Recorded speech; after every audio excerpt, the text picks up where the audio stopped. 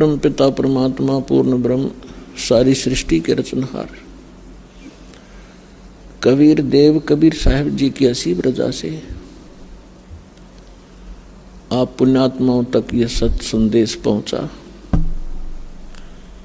परमेश्वर ने असीम रजा की है आपके ऊपर पुण्यात्माओं। अभी आप बालक हो, इस मार्ग में अध्यात्म मार्ग के अंदर अभी आप बच्चे हो, जिस समय आप इस ज्ञान से परिचित होंगे परमात्मा हमें क्या समझाना चाहते थे और हमें क्या बताने के लिए आए थे और हम कर क्या रहे थे, हमने करना क्या चाहिए था, उसमें आपका कलेजा भरभरा होगा। आपको पिछला गया हुआ जीवन नरक दिखाई देगा और इतना पश्चाताप बनेगा, आपकी आत्मा सिर उठेगी। अब जैसे किसी ने नशा कर रखा, चाहे वो सांप के पास पड़ा हो, वो दूसरी बात उसको डस नहीं रहा, लेकिन जब उसकी आंखें खुलेंगी होश में आएगा, उसका कलेजा हिल जाएगा। तो हम काल के लोक में पड़े हैं, ये डसे कब गया उसकी मर्जी, लेकिन हम उसके विवश होकर उसके आगे पड़े हैं। अब उस सर्प के इस काल से परमात्मा बचावेगा। सतनाम और सारनाम की जड़ी आपको देके इसके विष को निष्क्रिय करेगा। जो इस दास के अतिरिक्त इस विश्व में वह जड़ी नहीं है, या उन महापुरुषों के पास थी जिनको भगवान मिले थे। उस समय उन महापुरुषों की हमने कदर नहीं करी, वह चले गए जब हम अनुयायी बन गए लाखों की संख्या में। लेकिन संत के रहते उसका आदर और उसकी प्रत्येक बात पर गहराई से सोचना चाहिए और अमल करे तो लाभ उठा लिया जाता है। तो पुण्यात्माओं, हम ऐसे गंदे लोक में रह रहे हैं, चाहे यहाँ का प्रधानमंत्री बेशक आपने कितना ही अच्छा दिखाई देता हो, लेकिन उस जीव का कोई आधार नहीं है। कबीर सब जग निर्धना, धनवंता ना कोय, धनवंता सो जानियो जिस पर राम नाम धन होए। जो वर्तमान के अंदर सत साधना नहीं कर रहे हैं, चाहे वह कितने धनी हो, कितनी उच्च पोस्ट प्राप्त है, उन जीवों का भविष्य नरक में है, बहुत बुरा होगा उनके साथ। अब उनको ये ज्ञान होगा जो कि एक मानव को, प्रत्येक प्राणी को होना चाहिए कि जो तू गलतियां कर रहा है इसका तुझे दंड भी भोगना होगा। तो उसके बाद वो प्राणी, बुद्धिमान व्यक्ति, वो गलती किया नहीं करता। आज जो हाहाकार मची है संसार के अंदर, किसी भी भाग में जाकर देख लो या किसी और फील्ड में देख लो, एक माया कमाना उद्देश्य बना रखा प्राणी ने, चाहे झूठ बोल के, चाहे रिश्वत लेके, चाहे हेरा फेरी करके। किस लिए? कि कोठी बनाऊंगा, अपने बच्चों को अच्छी शिक्षा दूंगा, उनके लिए कार खरीदूंगा, बैंक बैलेंस बनाऊंगा। पुण्यात्माओं, यह भूल पड़ गई। हम भूल गए विधान को परमात्मा के।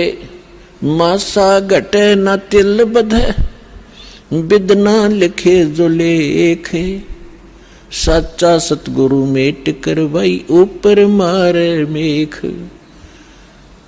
जब तक हम परम संत की शरण में परमेश्वर की रजा ग्रहण नहीं करते, तब तक हम केवल अपना किया कर्म ही प्राप्त करते हैं।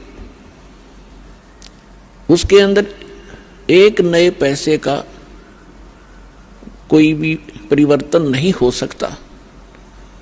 यदि कोई 2 नंबर का पैसा इकट्ठा करके धनी बनना चाहता है, पुण्यात्माओं, समय आने पर उसके लिए बहुत बुरी बनेगी।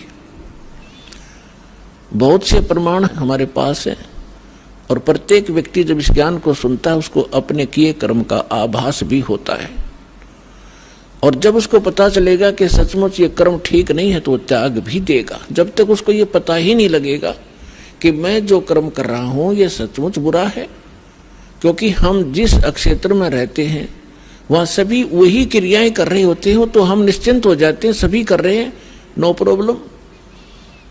लेकिन भाई अपराधों से लाख कर लियो, सबको प्रॉब्लम होगी।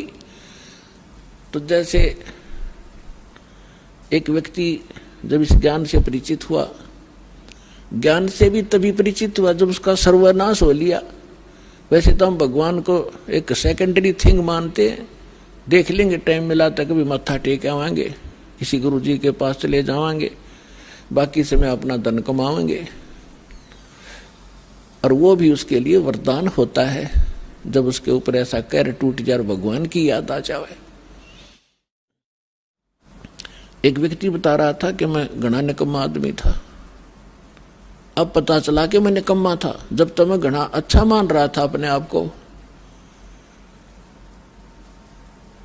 मेरी एक टेप रिकॉर्डर की दुकान थी, रिपेयर एंड सेल की। उस समय ये सोनी की कैसेट चली थी, बहुत पुरानी बात है, और वो बहुत कॉस्टली होती थी, 30-30, 35-35 रुपए की आती थी। और मैं वो डुप्लीकेट तैयार करता था एज इट इज, जो मुझे इंक्लूडिंग रिफल और उसका कवर 2 रुपए की पड़ती थी, मैं 32 रुपए लेता था। तो भोली आत्मा 35 की बजाय 32 में मेरे पास लेने आते थे, और फिर वो कुछ दिनों में खराब हो जाती। तो मैं कहता भी देख ले कंपनी की है, मैं क्या करूं, तेरे टेप में गड़बड़ होगी। बहुत से पैसे इकट्ठे किए, इकलौता पुत्र था, सोचा था बच्चे को घना धनी बनाकर मरूंगा, इसको सारी सुख दूंगा। वो बच्चा ही बीमार हो गया, लड़का इकलौता पुत्र था। आसपास के डॉक्टरों को दिखाया, इलाज शुरू हो गया। इसके पैरेलल झाड़े झपटने वालों के पास भी, और अपनी जो पूर्व पूजा करते थे उनके परंपरागत पूजाएं थी, वहां भी सब क्रियाएं करवाई, ऑल इन वेन, सब असफल रही। और पैसा बाढ़ की तरह भुन रहा था। फिर बच्चा बहुत कमजोर हो गया। 1 वर्ष लगभग ट्रीटमेंट ऐसे ही चलता रहा। कभी थोड़ी सी राहत मिल जाए, फिर ज्यादा हो जाए, फिर राहत मिल जाए। जो मैंने पैसा कमाया था वो सारा का सारा जा रहा था, लेकिन मेरी समझ में नहीं आ रहा था, अब फिर कमा लूंगा एक बार, बेटा ठीक हो जाओ। फिर क्या पता चला कि उसके दोनों किडनी फेल होगी। ऑल इंडिया इंस्टीट्यूट दिल्ली ले गया। उन्होंने बताया कि अति शीघ्र ट्रांसप्लांट कराओ, नहीं तो बच्चा नहीं बचेगा। जैसे तैसे किसी से कह सुनकर और एक गुर्दा प्राप्त किया, कोई सब इच्छा से दान करने वाला मिल गया। फिर भी उसके खर्चा बहुत हुआ, यानी उस समय 3.5 लाख रुपए मेरे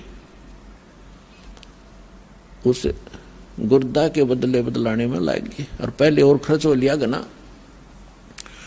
जो मेरे पास धन था, वो मकान था, वो सब बेच दिया, किराए पर रहने लग गया। अब बेटा ठीक हो जाए, फिर कमा लूंगा।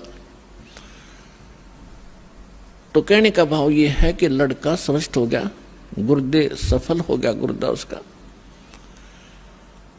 फिर गांव में एक प्लाट था, वो बेचकर शहर में छोटा सा मकान भी बना लिया। बच्चे के विवाह की तैयारी थी, अच्छी शिक्षा ग्रहण करवाई थी उसको, और अच्छी नौकरी की अपॉइंटमेंट भी उसकी होगी थी। विवाह की तैयारी कर रहे थे, खूब सारी धूमधाम से कार्य किए जा रहे थे। वो लड़का एक अपनी कार में जा रहा था, एक गाड़ी से टकरा गया, ट्राले तय, यानी बस दुर्घटना में उसकी मृत्यु होगी। बस में जा रहा था। अब इकलौता पुत्र था, जिसको सुखी देखना चाहता था, दुनिया को लूट रहा था। फिर मेरा वो लड़का भी ना रहा, टक्कर मार के रो रहा था। फिर ऐसे ही आपका कोई भक्त मिला, उसने मुझे एक कैसेट दी। तब मुझे अपने किए कर्म का आभास हुआ और मेरा सर्वनाश हुआ। तो तब मैं परमात्मा की तरफ चला, ना तो शायद मैं भगवान भी याद नहीं करता। तो पुण्यात्माओं, परमात्मा कहते हैं तुमने दरगाह का उस महल नहीं देखा, धर्मराज के तिल तिल का लेखा। तुमने वहां देखा नहीं भगवान का, वहां कैसे अकाउंट होता है। एक पाई भी एक नए पैसे का वहां हेरा फेरी नहीं होगी। आपका किया कर्म एज ए फिल्म आपके सामने चल पड़ेगा, जहां आप ना नौकर करोगे, यस करते चलोगे तो ठीक है, जहां ये कहोगे ऐसा मैंने नहीं किया, फिल्म चला देगा धर्मराज। क्योंकि एक हमारे अंदर फीड होती है, एक उसके पास फैक्स हो जाती है डेली। तो जब आपको ये ज्ञान होगा कि ऐसा जुल्म क्यों करें, जो भोगना इतना बुरी तरह पड़ता है, तो उस समय आपको कैसा महसूस होगा भगवान बताते हैं।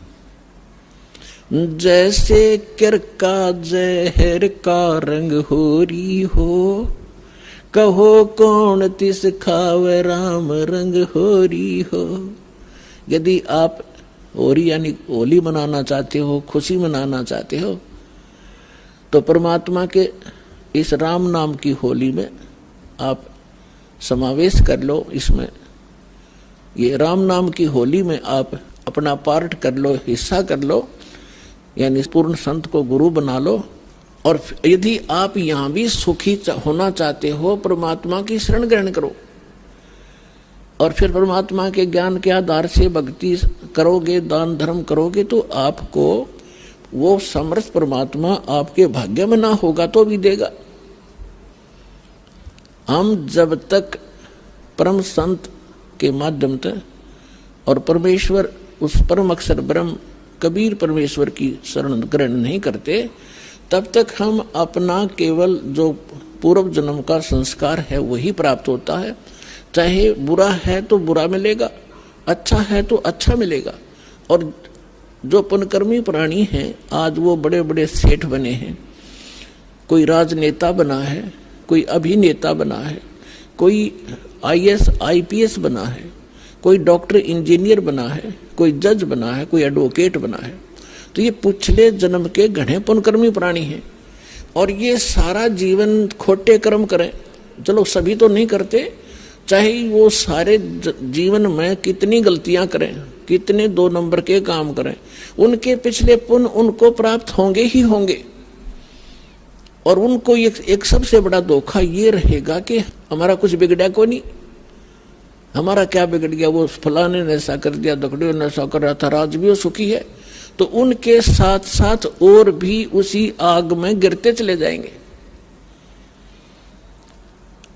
लेकिन जब हम परमात्मा के विधान से परिचित होंगे कि जब तक आपके पुण्य चलते हैं, आप चाहे डाके मारो, चाहे हत्याएं करो, चाहे बकरे मारो, मांस खाओ, शराब पियो, झूठ बोलो, और चाहे 2 नंबर के काम खूब करो, आपके पूर्व जन्म के पुण्य आपको मिलते रहेंगे। और जिस समय वो पुण्य क्षीण हो जाएंगे, फिर पाप का दौर शुरू होगा। फिर देखना क्या कहर टूटेगा उस घर के, उस प्राणी के ऊपर।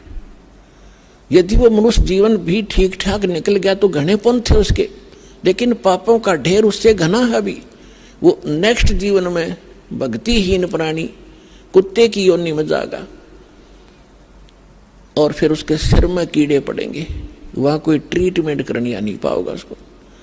तो पुण्यात्माओं, ये कोई डूम बाट के गीत नहीं है कि वैसे ही आपके सामने बेतुकी बकवाद की जा रही है। परमात्मा का वो गूढ़ रहस्य और यथार्थ विधान आपके रूबरू किया जा रहा है, जो खुद भगवान ने बताया और जिनको परमात्मा मिले उन महापुरुषों ने बताया। और ये दास केवल एक टेप रिकॉर्डर का काम कर रहा है, उनके बताए ज्ञान को एज इट इज आपके सामने बोल रहा है। अब परमात्मा बताते हैं, कबीर लूट सको तो लूटियो, राम नाम की लूट, पीछे फिर पछताओगे, भाई प्राण जहांगे छूट। वो पृथ्वीपति चकवे गए, जिनके चक्कर चलंत, रावण सरीखे कौन गिने, भाई ऐसे गए अनंत। राम रटत दारी दर भलो, टूटी घर की छान, वो कंचन मैल किस काम के, जहाँ भक्ति नहीं भगवान। राम रटत कोड़ी भलो, चू चू पड़े जो चामे, वो सुंदर दे किस काम की, जा मुख नाही नाम। कबीर जिव्या तो वाए भली, जो रटे हरि नाम, नहीं तो काट के फेंक दियो, ये मुख में भलो ना चामे। पुण्यात्माओं, जिव्या कितनी काम की चीज है। हर प्रकार के टेस्ट बता देती है, खाने में सहयोग देती है, परमात्मा का गुणगान करती है। यदि हम इसका यथार्थ यूज नहीं करते, सही प्रयोग नहीं कर रहे हैं, जैसे सारा दिन झूठ बोले, पेट के लिए अटपट करते हैं, किसी का गलत गवाही देकर उसको सजा प्राप्त करवा देते हैं अपनी इस जुबान से, तो ये जुबान आपके लिए सबसे बड़ी दुश्मन से दोएगी। और अगले जन्म में आपको पशु योनि में भेज दिया जाएगा। जुबान होगी लेकिन इसको आप बोल नहीं सकोगे। तो परमात्मा कहते हैं यदि भक्ति नहीं करते हो, परमात्मा की गुणगान नहीं करते हो, इसके अतिरिक्त आप केवल रोजी रोटी या किसी अन्य को सताने के लिए जिह्वा का प्रयोग करते हो। कबीर साहब कहते हैं हितै पराई आत्मा जीभ बांध तलवार। एक तगड़ा व्यक्ति एक कमजोर व्यक्ति को ऐसा वचन बोल देता जुबान से, अब उसकी पार तो बसाए नहीं, क्योंकि हर तरह से उसे तगड़ा है, बलशाली भी है, वैसे भी राज में पहुंच है। तो वो व्यक्ति उसको प्रति उत्तर ना दे करके बैठ कर रोता है अपने घर पे, उसकी आत्मा दुख पाती है। तो उसने उस जीभ से तलवार का काम कर दिया, उस आदमी की आत्मा काट दी। उसके बैड काउंट में लिखिएगी, बेशक वो गरीब ना बोल सकता, परमात्मा सारी सुनता है। कहते हैं चिट्टी पायल बाजा पैर, साहिब सुनता है सब लहर। तो इस प्रकार हम इन सभी क्रियाओं से जो परिचित होंगे, उसके विषय में बताया है कि फिर हम ये गलतियां नहीं करेंगे और हम केवल भक्ति करेंगे। तो परमात्मा बताते हैं कि जब आप भक्ति ना करके और अन्य किसी भी विषय पर चर्चा करोगे, आपको ये बात याद आवेगी, क्यों टाइम वेस्ट करा। अपने कोई भक्ति करेंगे या नित्यनेम करेंगे या मंत्र जाप करेंगे, ना अपनी कोई पुस्तक धार्मिक वो पढ़ेंगे, उससे पुण्य बनेंगे। इसके अतिरिक्त हम जो भी करते हैं बोलते हैं वो व्यर्थ है, वो यूजलेस है। इसलिए सभी संतों ने इस बात को समर्थन दिया है कि परमात्मा की भक्ति करो, बाकी आप जितना भी क्रिया इसके अतिरिक्त करते हो ये आपको लाभ नहीं देगी। अब जैसे आपने सुना था कि जैसे कर का जहर का रंग होरी हो, कहो कौन तिस खाव राम रंग होरी हो। अब जैसे जरा सा भी कोई पाप आप करोगे, आपको ऐसा लगेगा जैसे ये विष का कण है। जब आपको ये पता है कि ये वस्तु जो पदार्थ यहाँ पर गिरा है ये विष है और उसका एक कण भी पड़ा हो, और विष के अवगुण से आप परिचित हैं, उसकी हानि से परिचित हैं, उसका एक कण किरका कहीं गिरा हो, क्या आप उठाकर जीभ को लगाओगे? उसको उठाकर ऐसे स्थान पर दबाओगे किसी और के भी हाथ ना लग जा, और अपने हाथ में भी 6 साबुन से धोओगे। तब आपको जब ये ज्ञान होगा कि आप जो क्रियाएं कर रहे हो, एक परमात्मा की भक्ति ना करके 2 नंबर के काम करते हो, मांस खाते हो, शराब पीते हो, हुक्का पीते हो या और कोई दुराचार करते हो, आपको वो विष का कण दिखाई देगा। और जो व्यक्ति बुद्धिमान होता है, जैसे बालक तो गलती करते हैं, वो विष भी खा जाते हैं, मर जाते हैं, खाएंगे तो मरेंगे भी। और जब वो बच्चे बुद्धिमान होते हैं, कुछ सियाने होते हैं, फिर उनको पता चल जाता है कि ये सर्प है, ये बिजली है, ये विष है, और पहले वो उन्हीं को पकड़ लेता और मर जाता है। जब वो समझदार होता है तो स्वयं भी दूर भागता है और अन्य को भी सतर्क करता है कि बिजली का तार गिरा है, इससे दूर हो जाओ। और छोटा बालक होता है, जब तक बुद्धि काम नहीं करती उसको पकड़कर मर जाता है। सर्प को भी छू लेता, पकड़ लेता है, उसको डस जाता है, वो मृत्यु को प्राप्त हो जाता है। और जब वो बच्चा बड़ा हो जाता है, उनके अवगुणों से परिचित हो जाता है, उसकी बुद्धि काम करने लग जाती है, तो फिर वो स्वयं भी बचता है, अन्य को भी सतर्क कर देता है। ठीक इसी प्रकार ये समाज सारा बालक बुद्धि का है। जब तक ये तत्व ज्ञान से परिचित नहीं है, परमात्मा के विधान से परिचित नहीं, तो सभी विष खा रहे हैं, सर्प की पूंछ पकड़ रहे हैं और बिजली के तारों को हाथ लगा रहे और मर रहे हैं। अब इस ज्ञान से, इस तत्व ज्ञान से आपका कलेजा हिल जाएगा। और इतना ज्ञान समझ के भी कोई नहीं मानता है तो महामूर्ख, और फिर उसका कोई ट्रीटमेंट नहीं, वो तो गधा ही है, इस जीवन में भी गधा है। जब हमें प्रत्यक्ष दिखाई देता है कि परमात्मा हमारे साथ हो जाएगा, तो हमें कोई दुख नहीं रहे। राजा भी भगवान की खोज में फिरता है, कोई संतों से मिलता है, कोई जंतर मंत्र कराता है। राजा से बड़े तो आप नहीं हो सकती प्रजा, ना सुखी हो सकती जैसा तुम मानते हो। राजा भी अपनी आपत्ति में परमात्मा की आड़ लेता है, और आपको सीधा ही भगवान मिल रहा, तो फिर आपका कौन सी कमी आवेगी, ये विचार करने की बात है। पहले तो दास आपको परमात्मा के विधान और इस ज्ञान से इतना परिपूर्ण कर देगा कि आपके हृदय में ये पक्की बात समा जाएगी कि कबीर इज गॉड, और ये रियलिटी है, वास्तविकता भी है। और फिर ये ऐसा प्रमाणित कर दूंगा कि ये भक्ति है, ये विधि है भक्ति की, और विधि नहीं है। आप बुद्धिमान हो, हमारे पास सदग्रंथ हैं, प्रमाण हैं, जिन महापुरुषों ने ये मंत्र जाप किया उनका उद्धार हुआ, वो मोक्ष हुआ, हम भी मानते हैं ये मुक्ति प्राप्त हुई इनकी। उनके अतिरिक्त कोई मोक्ष प्राप्त प्राणी नहीं है। चाहे वो सिद्धि कितनी ही कर गया हो, चाहे वो कितने चमत्कार दिखाकर मर गया हो, लेकिन वो मोक्ष प्राप्त नहीं है। तो फिर कौन सी समस्या रहेगी? फिर मूर्खता की। जान बूझ साची तजय और करे झूठ तने, ताकि संगत है प्रभु, फिर सोपन में बिना दे। जो इतना ज्ञान समझकर फिर गलतियों पे गलती करता है तो बुद्धिमान व्यक्ति नहीं है, वो तो जानबूझ कर बकवाद कर रहा है। अब परमात्मा क्या बताते हैं? राम नाम रटते रहो,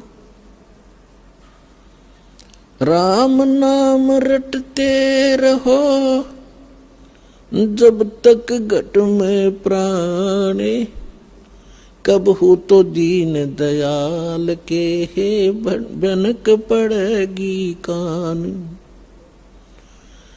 अब परमात्मा की भक्ति में आगे बढ़ने के कुछ फार्मूले हैं जिससे आप स्थिर रहोगे। इन फार्मूलों को, इन पॉइंट्स को आपने याद रखना पड़ेगा। जैसे कुछ भक्त आते हैं, कुछ ऐसे भक्त होते हैं जो सब जगह थक लेते हैं, झाड़ फूक करवा के, मंत्र जंतर जप के, गुरु बना के, और जब वो यहाँ आते हैं चाहे कितना भयंकर दुख हो उनके ऊपर, परमात्मा तुरंत ठीक कर देता है। अब उनकी तो फिर परमात्मा की रजा होगी, उन कोई और ठिकाना नहीं रहा, भगवान से अतिरिक्त कुछ जगह दिखाई नहीं देती। मालिक को सब पता है, अंतर्यामी है वो परमात्मा। वो दूर तक जानता है कि आने वाली आत्मा क्या उद्देश्य लेकर इस दरबार में आई है, उसी तरह से उसका उपचार होता है।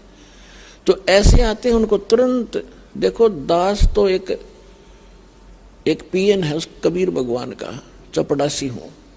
आपकी अर्जी दास के पास आती है, दास उस परम पिता की टेबल पर रख देता है। अब उसने यस और नो उस कबीर भगवान ने करनी है, और यहाँ सेकंडों में होती है। यहाँ कोई कार्यालय नहीं है, वह साइन होगा फिर वापस आओगी। सेकंड्स के भी कुछ क्षणों में वो सब अर्जी परमात्मा फैसला करता है। तो जो भी आता है, जैसी उसकी अंतःकरण की भावना होती है, दास आपकी अर्जी दास के पास, दास की परमात्मा के पास, तो फिर करना उस मालिक ने है। तो कुछ ऐसे आते हैं उनको तुरंत राहत मिलती है। मालिक को पता कि अब ये कहीं नहीं जाएंगे मेरे बच्चे, सब जगह थक लिए धक्के खा के। कुछ ऐसे आते हैं हमारे भक्त कहते हैं चलो वहां जाते ठीक हो जाओगे, चलो वहां जाते ठीक हो जाओगे। अब वो आ जाते हैं, दुखी दिन तो आना ही होता है, लेकिन वो उद्देश्य कुछ और रखते हैं कि ठीक है चलते हैं, ठीक हो गया तो ठीक है, नहीं तो नहीं। तो ऐसे नहीं बनती बात है। तो इसलिए दास सबसे पहले आपसे कहता है कि किसी को भी आप प्रेरित करो, अच्छी बात है, क्योंकि भूले को राह दिखाना एक परम कर्तव्य बनता है सब नागरिक का। तो ये सब भूले पड़े हैं, लेकिन उनको पहले ज्ञान समझाओ, उनको पुस्तक दो ज्ञान गंगा। और ये ज्ञान गंगा पुस्तक जो है, और भी कोई हमारी सीडी है बनाई हुई या कोई भी परमात्मा का लिटरेचर जो इस दास के सत्संगों से बना है, उनको उनको दो पढ़ने के लिए। और ये एक ऐसा ज्ञान है परमात्मा का, कबीर साहब कहते हैं और ज्ञान सब ज्ञानड़ी, और कबीर ज्ञान सो ज्ञान, और जैसे गोला तोब का करता चले मैदान। तो पहले उनको ज्ञान से समझाओ, फिर वो ज्ञान से परिपूर्ण होकर फिर यहाँ आएंगे। जब तक ज्ञान से परिपूर्ण होकर यहाँ नहीं आएंगे तो वो फिर डगमग हो जाएंगे। परमात्मा